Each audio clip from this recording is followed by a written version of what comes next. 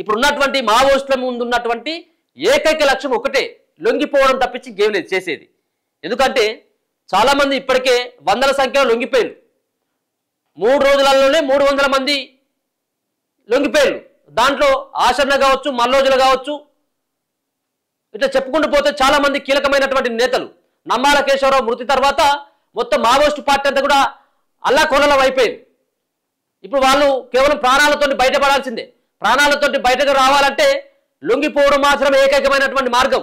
ఇక నేను తుపాకులు పట్టుకొని కాల్చుకుంటూ ఉంటానంటే ఇప్పుడు పెరిగినటువంటి టెక్నాలజీ కావచ్చు, ఆపరేషన్ కగార్ని ఏ విధంగా కేంద్ర ప్రభుత్వం సీరియస్గా తీసుకొని అడవులను జల్లబడతా ఉందో, ఈ క్రమంలో మావోయిస్టులు వీళ్ళకు తారాసపడి కేంద్ర బలగాలని మట్టు పెట్టేటువంటి సాహసం చేయకపోవచ్చు, చేయలేవు కూడా. ఎందుకంటే పెద్ద పెద్ద డ్రోన్ కెమెరాలతోటి మావోయిస్టుల యొక్క ప్రతి అడుగుజాడని కనుక్కుంటున్నటువంటి కేంద్ర ప్రభుత్వం, కేంద్ర బలగాలు అంత ఈజీగా మావోయిస్టులు ఎదురుకాల్పులు చేస్తారని చెప్పేసి ఎక్కడ కూడా అనుకోరు.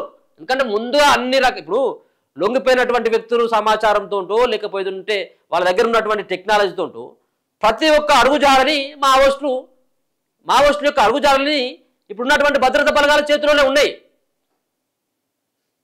అయితే ఇప్పుడు హిడ్మా సైతం కూడా మోస్ట్ వాంటెడ్ జాబితాలో ఉన్నటువంటి హిడ్మా ఖచ్చితంగా కూడా లొంగిపోయేటువంటి ఆస్కారమే కనబడతా ఉన్నది. సాయుధ పోరాట విరమణ చేయండి, జనాల్లో మరో ఉద్యమం తీసుకొస్తే మరో పోరాటానికి మనం రంగం సిద్ధం చేసుకుంటూ రాండి అని చెప్పేసి నిన్న ఆశన్న పిలిపిస్తా ఉన్నాడు. ఇన్ఫార్మర్ల లేపంతో 2 గిరిజనులను కూడా హత్య చేసినట్ట. నిన్న ఛత్తీస్గఢ్ రాష్ట్రంలోని బీజాపూర్ జిల్లాలో మావోయిస్టులు ఘాతుకానికి పాల్పడ్డారు.